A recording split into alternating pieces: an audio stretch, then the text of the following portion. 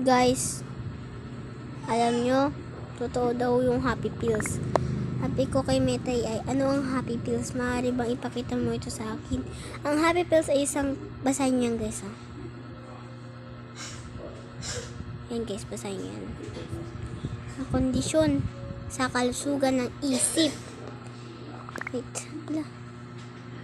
Yan guys. Hindi lamang gamitin sa ilalim ng bagay ng isang doktor o masama ba ito?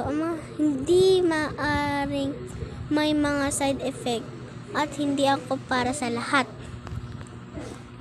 Guys, maaari mo ba itong pakita sa akin?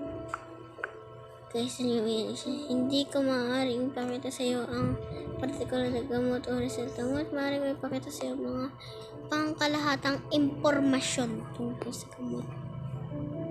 Guys, search ko sa Google ang happy pills. Happy pills. Okay.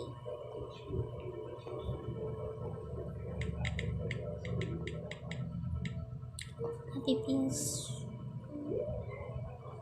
Huh? Wala dito.